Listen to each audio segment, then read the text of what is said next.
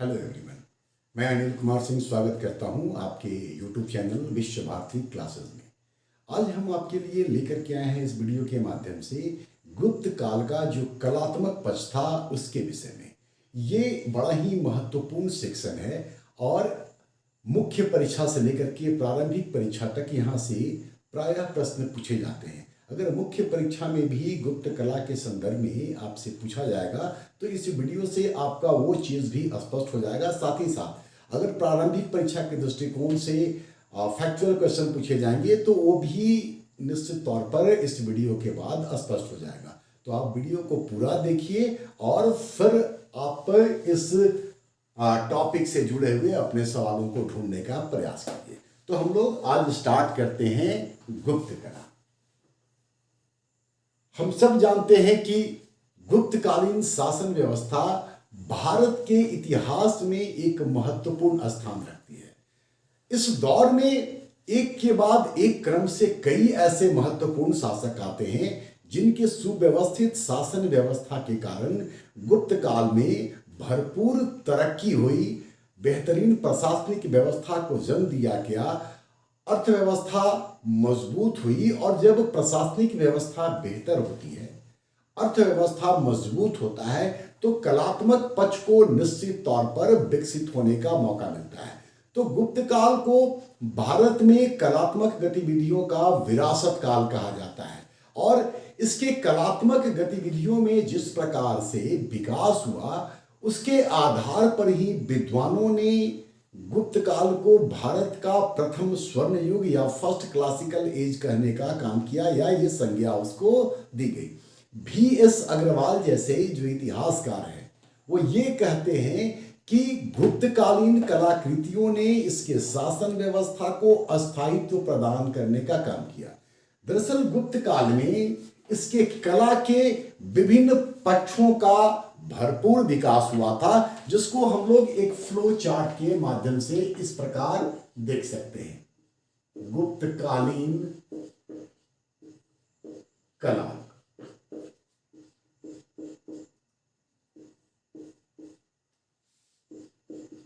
वास्तुकला और स्थापत्य कला। इसको भी मुख्य रूप से अगर वास्तुकला में हम लोग जाएं तो यहां पर हम लोग मंदिर का निर्माण मुख्य रूप से पाते हैं, जबकि इसके स्थापत्य में हम लोग जाएंगे अगर तो एक और स्तूप की बात होगी तो दूसरी ओर गुहा मंदिरों का केव टेम्पल इसकी बात होगी। तो वास्तुकला और स्थापत्य कला। दूसरा जो इसका पक्ष है वो है मूर्तिकला। मूर्तिकला की दो धाराएं थी, एक हिंदू धारा और दूसरा बौद्ध धारा, जबकि इसका जो तीसरा प्रमुख कलात्मक पक्ष है वो है चित्रकला। और चित्रकला के दो स्वरूप यहां नजर आएंगे, एक तो अजंता की गुफा में और दूसरा बाघ गुफा में। ठीक है, तो अगर गुप्तकालीन कला के संदर्भ में आपको आंसर करना हो तो सबसे पहले एक आउटलाइन बनाने के बाद आप एक फ्लो चार्ट इस तरीके से आप इसके कला के विभिन्न पक्षों को प्रदर्शित कर सकते हैं। ठीक है, तो ये फ्लो चार्ट आज हम लोग इस वीडियो में बेसिकली इस पक्ष को देखेंगे, मतलब इसके वास्तुकला और स्थापत्य कला वाले पक्ष को देखने का काम करेंगे। और अगले वीडियो में जो इसी का एक अगला पार्ट होगा वहां हम लोग मूर्तिकला और चित्रकला को देखने का प्रयास करेंगे। तो इस वीडियो को पूरा देखिएगा और इससे जुड़ी हुई आपकी जो जिज्ञासा है वो निश्चित तौर पर शांत हो जाएगी और कई सारे प्रश्नों के उत्तर देने की स्थिति में आप आ जाएंगे। तो सबसे पहले हम लोग देखें गुप्तकालीन वास्तुकला। वास्तुकला का गुप्त काल में सबसे जो बेहतरीन उदाहरण प्रस्तुत करता है वो है मंदिरों का निर्माण। भारत में मंदिर निर्माण की जो प्रक्रिया है, उसका जो उद्भव है, उसका जो विकास है, वो गुप्त काल में ही प्रारंभ हुआ। मतलब मंदिर निर्माण की जो भारत में ही प्रक्रिया है वो गुप्त काल में ही हुई। लेकिन हम ऐसा नहीं कह सकते हैं कि गुप्त काल में ही ये अपने विकास की स्थिति तक पहुंच गया। दरअसल अगर उत्तर भारत के मंदिरों के विकास को देखें तो 8वीं सदी तक मंदिरों का पूरी तरीके से विकास नहीं हुआ था। 5वीं सदी से निश्चित तौर पे मंदिर निर्माण की प्रक्रिया शुरू होती है, लेकिन ये विकास की गति को प्राप्त नहीं कर पाता है। हालांकि बाद के काल में उत्तर भारत के जो मंदिर थे, उन मंदिरों के निर्माण में गुप्त काल की जो मंदिर कला शैली थी उसका अनुसरण किया गया। उसी के आधार पर अन्य मंदिरों का निर्माण किया गया था। तो इसका सबसे महत्वपूर्ण पक्ष है मंदिर निर्माण करना। मतलब कि संरचनात्मक मंदिरों का निर्माण, उसका विकास गुप्त काल में ही प्रारंभ होता है और धीरे धीरे ये विकसित स्वरूप की ओर आगे बढ़ता है। गुप्त काल के मंदिरों के संदर्भ में अगर हम लोग देखें तो गुप्त काल के मंदिरों में विकास में कुछ खास बातें नजर आती है और इन विकास क्रम में ही अंततोगत्वा मंदिरों में शिखर का निर्माण शुरू हुआ और वो नागर शैली की मुख्य विशेषता बन करके या उभर करके सामने आई। अगर हम लोग गुप्तकालीन मंदिरों के विशेषताओं को देखें तो कुछ खास चीजें नजर आएंगी, जैसे कि गर्भगृह। गर्भगृह मतलब मंदिर का वह स्थान जहां मुख्य मूर्ति को स्थापित किया जाता था। ये एक चौकोर या वर्गाकार छोटा सा कमरा होता था जो 3 ओर से दीवारों से घिरी होती थी और इसी में मुख्य मूर्ति को स्थापित किया जाता था। ठीक है, तो गर्भगृह मंदिर का सबसे मुख्य हिस्सा होता है। गर्भगृह तक पहुंचने के लिए दालान का निर्माण किया गया था। दालान का ये निर्माण किया जाता था और इसके माध्यम से होते हुए यहां तक पहुंचने का काम किया जाता था। दालान तक पहुंचने के लिए सभा भवन होता था, जिसको मंडप भी कहा जाता है। तो सभा भवन से दालान और दालान से गर्भगृह की ओर पहुंचा जा सकता था। इस काल में या गुप्त काल में मंडपों की जो सबसे महत्वपूर्ण विशेषता है कि ये मंडप जो थे वो कॉलम पर या स्तंभों पर खड़े होते थे। स्तंभों के ऊपर उनका निर्माण किया जाता था और ये मंडप के जो स्तंभ होते थे उनको अलंकृत किया जाता था। इसके अलावा सभा भवन के चारों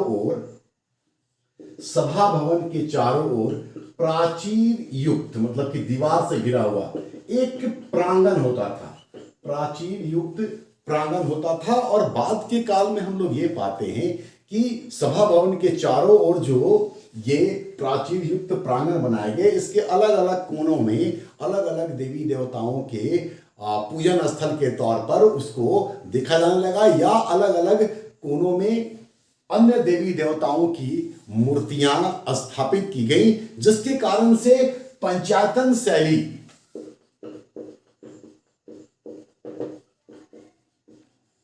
का निर्माण प्रारंभ हुआ। मतलब एक एक मुख्य मंदिर और चारों कोनों पर इस प्राचीर युक्त प्रांगण के माध्यम से अन्य देवी देवताओं का जो मूर्ति था, जो मंदिर थी, वो स्थापित किए जाने लगे। गर्भगृह के चारों ओर एक प्रदक्षिणा पथ होता था। ठीक है, जहां आमतौर पर लोग पूजा करने के बाद चक्कर लगाते थे, प्रदक्षिणा करते थे, जो कि हिंदू पूजा का एक रीति है, उपासना का एक पद्धति है। तो गर्भगृह, दालान, सभा भवन या मंडप, प्राचीर युक्त प्रांगण, प्रदक्षिणा पथ, ये सामान्य तौर पर गुप्त काल के या उत्तर भारत के मंदिरों की विशेषता है, जो आप सामान्य तौर पर देख सकते हैं। और इसी प्राचीर युक्त प्रांगण से बाद में पंचायतन शैली उभर करके सामने है। गुप्त काल की जो मंदिरें थी, अगर हम लोग शुरुआती दौर में देखें तो गुप्त काल की मंदिरों का निर्माण पत्थरों से भी होता था और छोटी छोटी ईंटों का भी प्रयोग करके मंदिरों का निर्माण किया जाता था। तो पाषाण से या पत्थरों से गुप्त काल में जिस मंदिर का निर्माण किया गया उसका सबसे अच्छा उदाहरण आपको मध्य प्रदेश का भूमरा का शिव मंदिर, भूमरा एमपी में है। यहां पर जो भगवान शिव का मंदिर है ये पत्थरों से बनाया गया था, पत्थरों से निर्मित था। तो शुरुआत में पाषाण या पत्थरों के टुकड़ों से जोड़ करके उनको मंदिर बनाई गई, जिसका कि सबसे अच्छा उदाहरण भूमरा का शिव मंदिर प्रस्तुत करता है। छोटे छोटे ईंटों के माध्यम से भी गुप्त काल में मंदिरों का निर्माण किया गया और छोटे छोटे ईंटों के माध्यम से मंदिरों का जो निर्माण किया गया उसका सबसे अच्छा उदाहरण है भीतर गांव का मंदिर।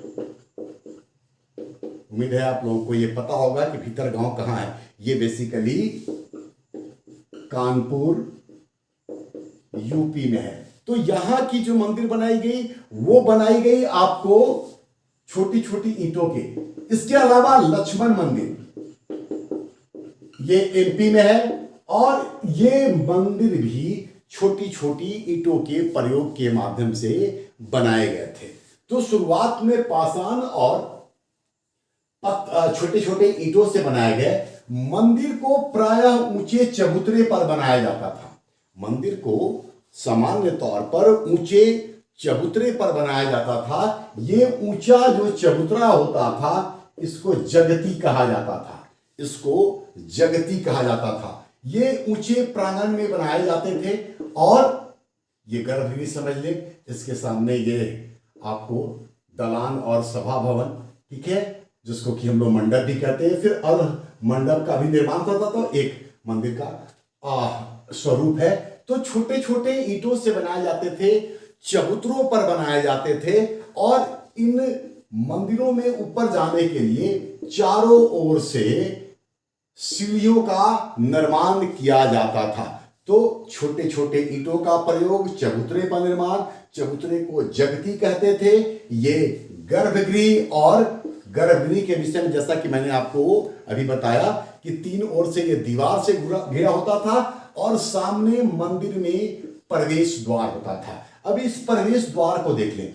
प्रवेश द्वार जो होता था इसकी चौखटों को अलंकृत किया जाता था शुभ चिन्ह से। शुभ चिन्ह से जैसे शंख बना होता था, पद्म बने होते थे, स्वास्तिक का निशान होता था या हंस के चित्र अंकित किए जाते थे। इसके माध्यम से इसको सजाने का काम किया जाता था।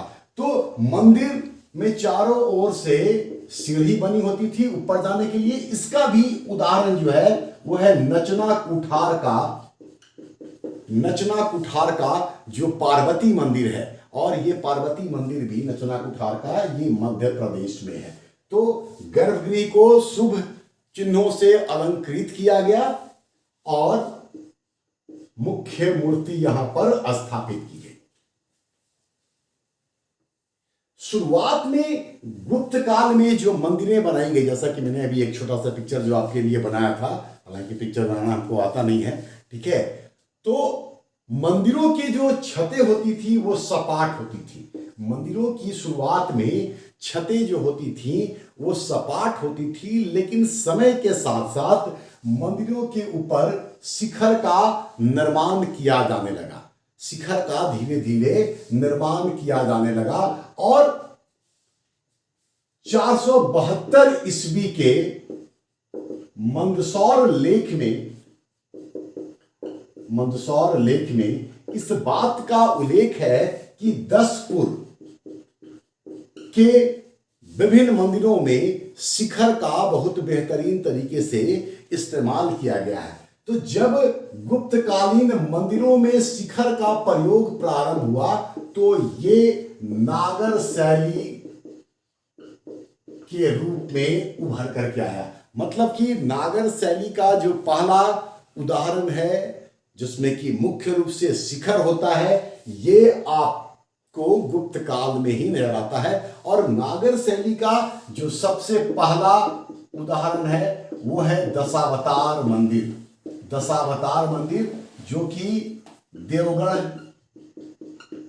झांसी में है। और इस मंदिर में, दशावतार मंदिर में, जो नागर शैली का पहला उदाहरण है, ये गुप्तकालीन मंदिरों में सबसे बेहतरीन उदाहरण को भी प्रस्तुत करता है। ठीक है, तो दशावतार मंदिर इसका प्रमुख विशेषता है।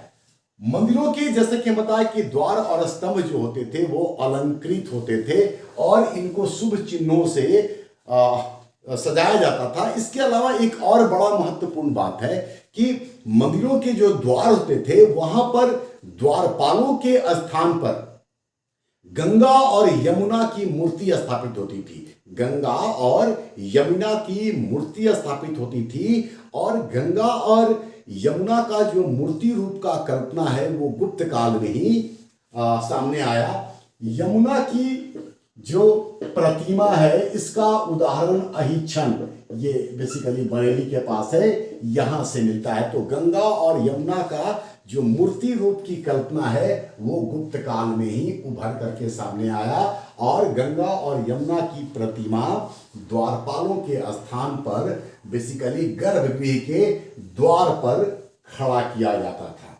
ठीक है, तो ये उसके महत्वपूर्ण उदाहरण या फिर उसकी विशेषताएं नजर आती हैं।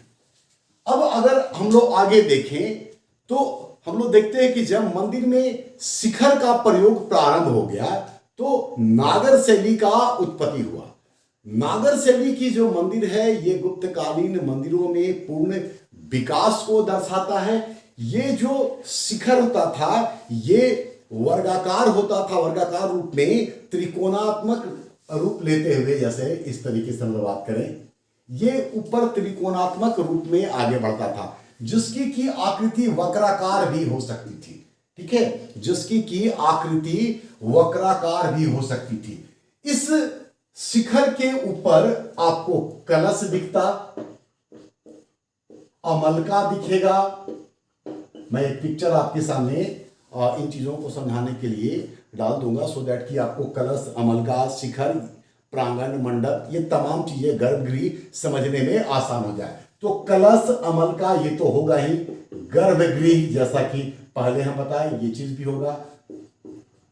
सभा भवन या मंडप, फिर अर्धमंडप, ये सब विशेषता नागर शैली के अंतर्गत आपको देखने को गुप्तकालीन मंदिरों में नजर आएगा। नागर शैली की जो मंदिरें हैं ये हिमालय से लेकर के विंध्य पर्वत तक नजर आएगा। मतलब यहां पर बुंदेलखंड, राजस्थान, गुजरात और फिर उड़ीसा, इन क्षेत्रों में आपको नागर शैली के मंदिरों के उदाहरण स्पष्ट तौर पर देखने को मिलेंगे। और उड़ीसा या भुवनेश्वर की जो मंदिरें बनाई गई हैं वो मुख्य रूप से नागर शैली की मंदिरों का ही उदाहरण प्रस्तुत करते हैं। तो भुवनेश्वर के मंदिरों में अगर आप, जैसे कि लिंगराज मंदिर जो कि बहुत ही विशाल मंदिर है, ये मंदिर भी नागर शैली का मंदिर है। उड़ीसा का जो कोणार्क का सूर्य मंदिर है ये भी नागर शैली का बेहतरीन उदाहरण प्रस्तुत करता है। और जैसा कि आपको पहले हम बता रखे हैं कि नागर शैली का जो पहला उदाहरण है वो दशावतार मंदिर है और साथ ही वो गुप्त काल के मंदिरों में सर्वोत्कृष्ट उदाहरण को प्रस्तुत करता है। तो ये गुप्त काल के वास्तुकला के अंतर्गत मंदिरों के संदर्भ में, उसकी विशेषताओं के संदर्भ में मैंने आपको बताया। अब इसी में, जैसा कि शुरुआत में फ्लो चार्ट में हम बताए थे, इसके स्थापत्य को, मतलब गुप्तकालीन स्थापत्य को भी देख ले। तो गुप्तकालीन स्थापत्य के मुख्य रूप से दो हिस्से हैं। एक ओर स्तूपों का निर्माण और दूसरी ओर गुहा मंदिरों का निर्माण। गुहा मंदिरों का निर्माण, अगर हम लोग स्तूप का बात करें तो इस दौर में जो धामेख का स्तूप है, ये इसका महत्वपूर्ण उदाहरण प्रस्तुत करता है। इसके अलावा जरासंध की बैठक, जरासंध की बैठक जो कि राजगृह में है, ये इस दौर के स्तूप का बेहतरीन उदाहरण प्रस्तुत करता है। तो इसके विषय में तो बहुत कुछ कहने को नहीं है, लेकिन धामेख स्तूप के विषय में हम लोग ये अवश्य जान लें कि धामेख स्तूप, पहला तो ये कि ये सारनाथ, बनारस के पास सारनाथ में है, 128 फुट ऊंचा है। और इसकी एक जो खास बात है कि इस मंदिर का निर्माण, इस स्तूप का निर्माण अन्य स्तूपों के विपरीत ये सीधे धरातल पर बनाया गया है, जबकि अन्य स्तूप जो होते थे वे चबूतरों पर बनाए जाते थे। साथ ही साथ ये जो धामेख स्तूप है, इसके चारों कोनों पर बौद्ध मूर्तियों को रखने के लिए ताकों का निर्माण किया गया है। और एक और महत्वपूर्ण बात ये कि धामेख स्तूप जो है ये ईंटों से निर्मित है, सारनाथ में है, 128 फुट ऊंचा है और सीधे तौर पर इसको धरातल पर निर्मित किया गया है।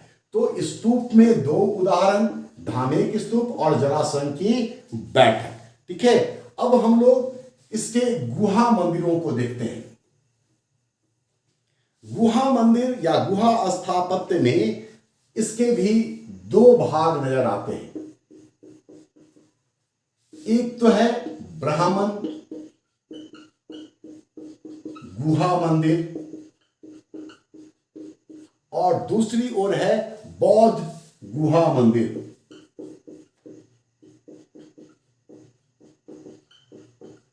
मतलब कि गुहा मंदिरों के निर्माण में एक ओर आपको ब्राह्मण गुफा मंदिर दिखता है तो दूसरी ओर बौद्ध गुफा मंदिर दिखता है। पहले हम लोग अगर इसी को देख लें तो बौद्ध गुफा मंदिर की जो कलाकृतियां हैं ये मुख्य रूप से अजंता और बाघ की गुफाओं में देखने को मिलेगा, जिसके विषय में हम अगले वीडियो में आपको डिटेल से बताने का काम करेंगे। हम लोग इस वीडियो में ब्राह्मण गुफा मंदिर को देखने का काम करते हैं। ये जो ब्राह्मण गुफा मंदिर है ये उदयगिरी उड़ीसा में वराह गुफा के नाम से जाना जाता है। वराह गुफा या गुहा, जिसको कि वीरसेन ने निर्मित करवाया था। ये वीरसेन जो थे ये चंद्रगुप्त विक्रमादित्य के महासांधि विग्रहिक सचिव या प्रधानमंत्री थे, उनके द्वारा ही इसका निर्माण किया गया था। और इस ब्राह्मण गुफा मंदिर में जो वीरसेन के द्वारा बनाया गया, इसमें गर्भगृह का भी निर्माण किया गया है और मंडप का भी निर्माण किया गया है। तो इस वीडियो में लिटरली हम लोगों ने यह देखा कि गुप्तकालीन कला के अंतर्गत स्थापत्य और वास्तुकला के क्या उदाहरण मिलते हैं। ठीक है, जिसके विषय में जो आवश्यक जानकारी है, जिसको कि आपको निश्चित तौर पर जान के रखना चाहिए, उसमें फैक्ट्स भी हैं और उसके लिए जो मुख्य परीक्षा में इसके कलात्मक पक्ष को लिखना हो तो उसके लिए पर्याप्त कंटेंट भी है। तो अगले वीडियो में जब हम लोग गुप्त कला को आगे बढ़ाएंगे तो गुप्त कला का ये पक्ष हम आपके सामने लेकर के आएंगे। मूर्ति कला और चित्रकला। तो इस वीडियो में इतना ही। अगले वीडियो में इस टॉपिक को हम कंटिन्यू करेंगे। आप देखिए, अपनी प्रतिक्रिया अवश्य दीजिए और इसके कंटेंट को याद रखिए। धन्यवाद।